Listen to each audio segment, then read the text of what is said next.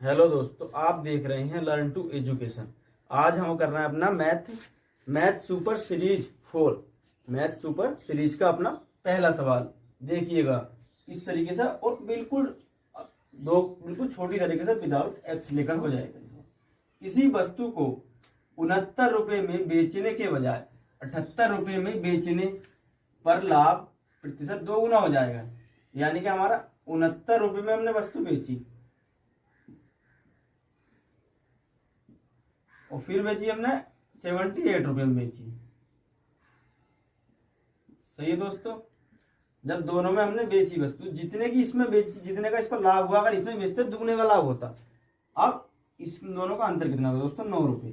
अब ये लाभ जो हुआ होगा, अगर जिससे इतने हुआ इसमें दुगने का हुआ होगा, तो ये लाभ हम इसमें से माइनस करेंगे। इतने में इसमें इतना लाभ हुआ होगा, कितना हुआ होगा? 9 माइनस, तो ये कितना हुआ दोस्तों? 60। यानी कि हमारा वस्तु का क्रय मूल्य हमारा 60 आ गया। अब 60 आया। अब देखते हैं, अगर 9 रुपए का लाभ इस पे हुआ होगा तो इतना ही मूल्य इस पर आना चाहिए हमारे, इससे दुगना लाभ लेकर। जब इससे दुगना लाभ कितने का हुआ? 18 का। 18 दोस्तों, हम जब देख रहे हैं 9 का इस पे, तो इस पे दुगने का होना चाहिए। जब इस पे दुगने का 18 होगा, बस क्रय मूल्य हमारा बराबर आना चाहिए। हमने देखेंगे 18 माइनस करेंगे तो ये भी 60, तो हमारा क्रय मूल्य कितना आ गया? 18। बस देखने में किसी वस्तु को 69 रुपए में बेचने के बजाय, किसी वस्तु को हमने 69 में बेचा, अब उसकी बजाय हमें दूसरा ग्राहक आ गया हमारे पास ज्यादा का लेने वाला, हमसे उसने 78 रुपए में ले लिया। तो हमें क्या पता था कि हमारा जो लाभ पहले हुआ था उसी से दुगना हो रहा है। यानी कि जो हमने पहले भी लाभ बेचा था उससे दुगना लाभ हो रहा है। हमें पहली वस्तु पे हमें लाभ कितना हुआ? 9 का, तो इससे दुगना हमारा 18 का हो रहा था। तो दोनों में हमारी वस्तु का क्रय मूल्य कितना था? 60 रुपए। अब हम अपनी सीरीज का अगला सवाल देखते हैं। आइए अपनी सीरीज का देखते हैं अपना सेकंड सवाल। यानी कि सेकंड सवाल सीरीज का क्या कह रहा है हमारा? 8 क्रमिक संख्याओं का औसत 6.5 यानी 6.5 है। उनमें से सबसे छोटी तथा सबसे बड़ी संख्याओं का औसत, यानी सबसे छोटी और सबसे बड़ी संख्या का औसत बताओ हमारा तुम। यानी कि जो सबसे छोटी है और सबसे बड़ी है उस संख्या का औसत निकालना है। हमें 8 संख्याओं का औसत दे रखा 6.5। आप सीधी सी बात है, 6.5 है। अब जब ये दे रखा तो हमारी 4 इधर होंगी, 4 इधर होंगी, ये बीच में होगी। मान लो एक होगी 7 और एक 8 और एक 9, एक 10, सही है। और एक होगी हमारी 6, 5, 3, 2, 1। अब आप समझ रहे होंगे कि हमने इसको 8 से गुणा करते, योग निकालते, फिर अलग किस तरीके से निकालते, उस तरीके से नहीं निकालना। हम इसको रखो आराम से।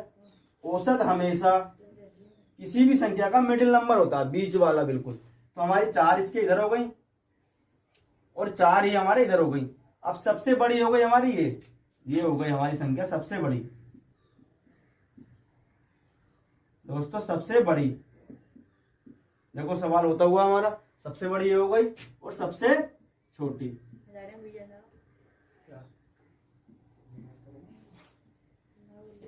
सबसे छोटी। अब इन दोनों का योग कर लेंगे हम, सबसे छोटी सबसे बड़ी का औसत, सबसे छोटी और बड़ी का औसत।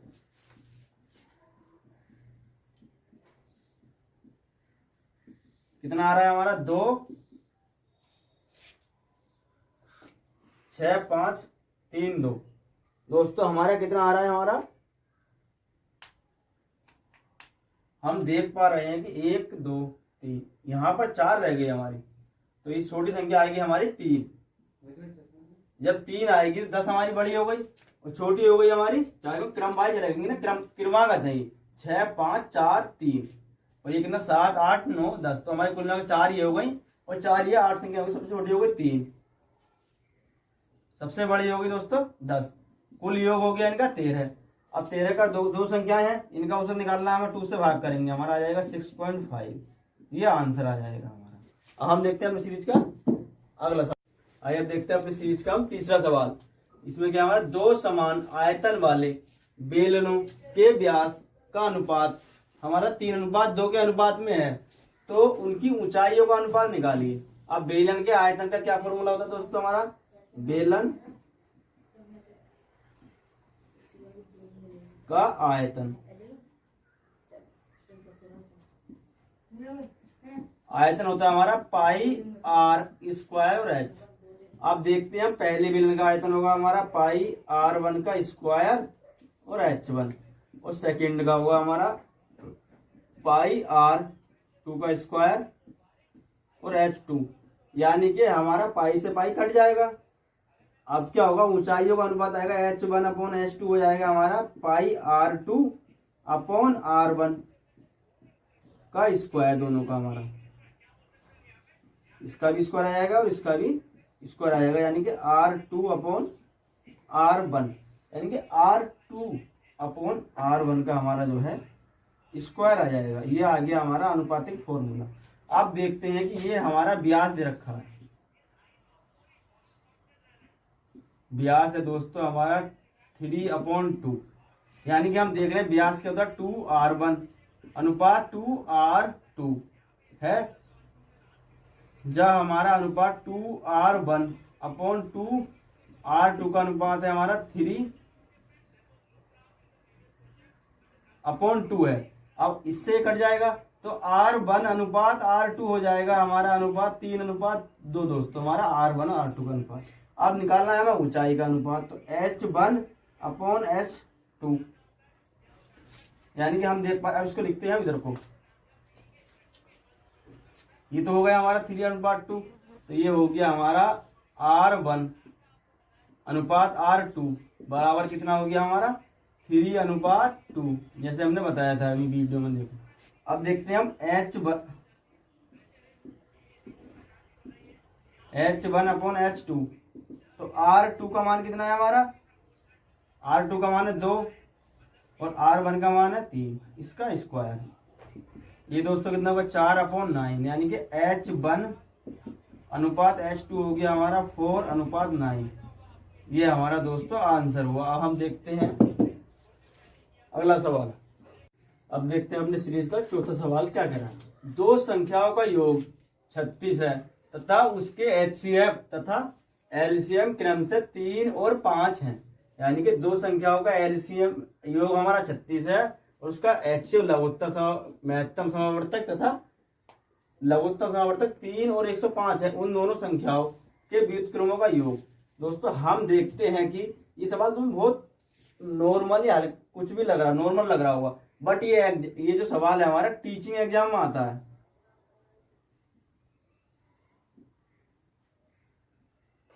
टीचिंग एग्जाम जैसे कि टेट,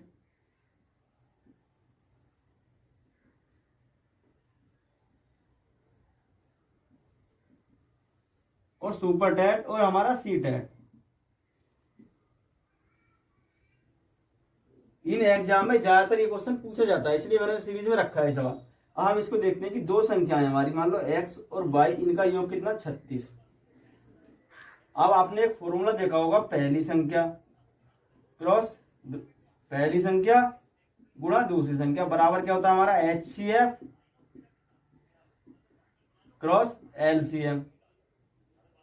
तो हमारा LCM कितना है, HCF है हमारा 3 और LCM है 105। HCF है हमारा 3 और LCM 105 है। 3 पंजे 15 का 5, 3 9 30 और 1 31, दोनों दो संख्याओं के गुणा जो हो गई हमारी 315 हो गई दोस्तों। हम देखते दो संख्या का योग 36 था, उसके उन दोनों संख्याओं का व्युत्क्रमों का योग मांगा, यानी कि 1/x प्लस 1/x और 1/y का योग मांगा है हमसे। हम कितना आएगा इसका, हम देखते हैं कि इसका आएगा y plus x upon X Y, और इसको हम लिख देते हैं x plus Y upon X Y. तो हमारा x प्लस वाई कितना 36 है और हमारा दोनों का है 300।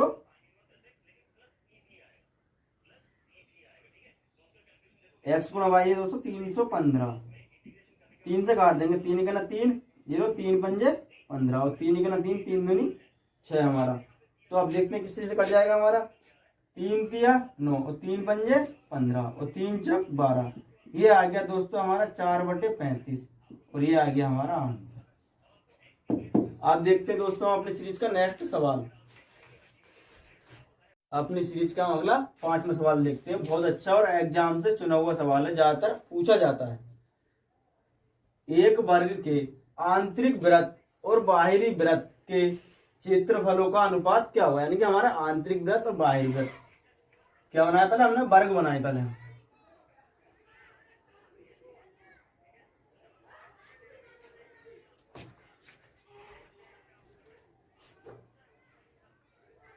पहले हम एक वर्ग। अब वर्ग के दोस्तों इसके अंदर जो होगा एक आंतरिक वृत्त होगा हमारा, ये आंतरिक वृत्त हो गया, और एक हो गया हमारा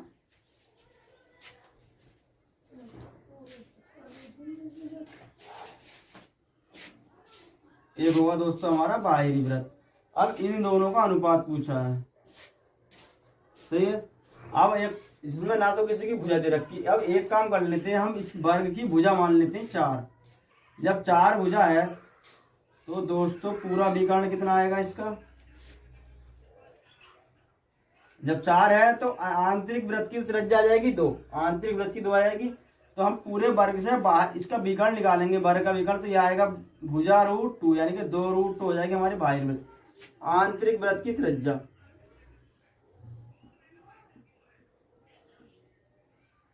आंतरिक वृत्त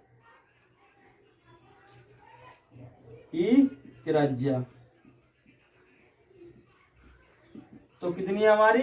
आंतरिक वाले की त्रिज्या 2, और बाहरी वृत्त की त्रिज्या, सॉरी बाहरी, सॉरी वृत्त, बाहरी वृत्त की त्रिज्या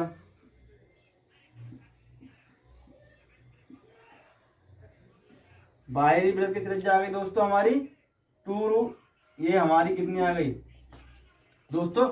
जब हमारे वर्ग का भुजा कितनी है 4, तो इसका जो विकर्ण आएगा हमारा 4√2 आएगा सारा, यानी कि पूरा आएगा 4√2। तो इसकी भुजा कितनी आएगी? 2√2 इधर आएगी और 2√2 हमारी इधर आएगी। तो बाहरी वृत्त की त्रिज्या कितनी आएगी? 2√2, 2√2 आएगी बाहरी वृत्त की त्रिज्या। अब देखते हैं हम अपने वृत्त का अनुपात, यानी कि पहले आंतरिक वृत्त,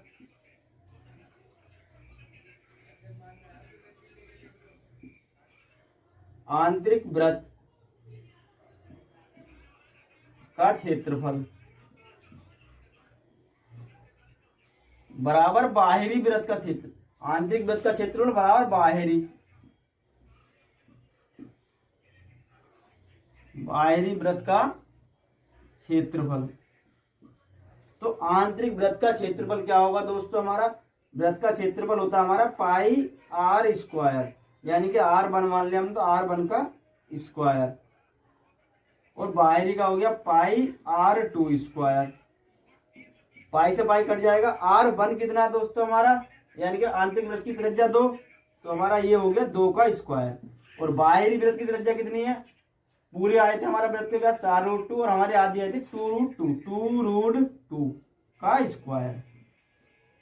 अब इसका स्क्वायर कर देंगे दोस्तों, 4 आ जाएगा हमारा, और इसका आ जाएगा हमारा 4 क्रॉस √2 और √2 हो गया 2, 4 से 4 कट जाएगा, तो हमारा अनुपात आ गया 1/√2। 4 से आगे ये दिखाई दे रहा नीचे, सही है। तो इसका आंसर आ गया हमारा ये। अब देखते तो कुछ समझा दो, एक वर्ग का आंतरिक और बाहरी वृत्त के क्षेत्रफलों का अनुपात क्या है हमारा। जैसे कि हम पहले हमने एक वर्ग बनाया, उसके अंदर बनाया हमने वृत्त, और एक बाहरी वृत्त बनाया हमने।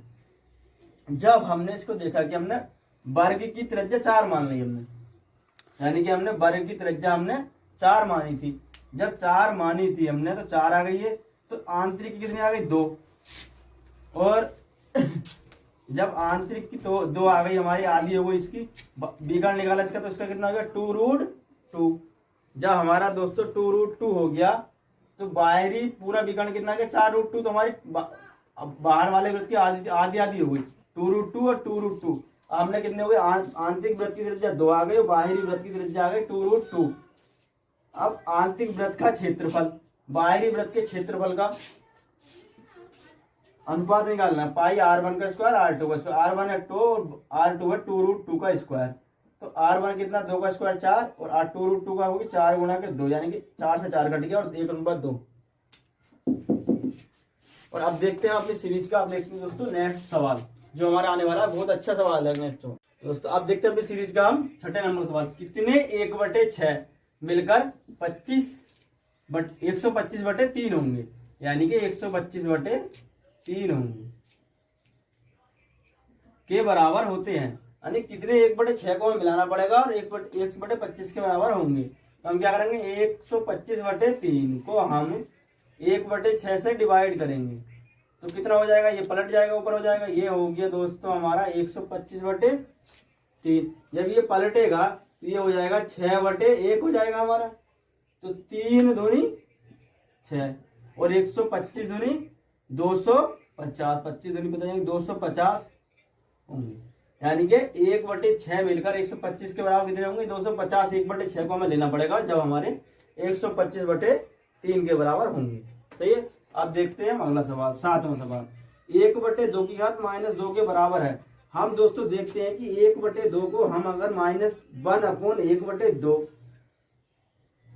की घात 1 करेंगे, दोनों की घात, तो इसकी घात कितनी हो जाएगी हमारी, 1/2 हो जाएगी। यानी कि इसको 1/1/2 में अगर करेंगे, यानी कि ये जब बटे में जाएगा तो ये हो जाएगी 1/2। हमारा माइनस करने के लिए हमें बन के अपोन में करना पड़ेगा। इसे बन के अपोन में कर लिया। अब हम देखते हैं कि 1 की घात 1/2 करेंगे तो 1 ही आएगा। अब करेंगे 2 की घात 1/2।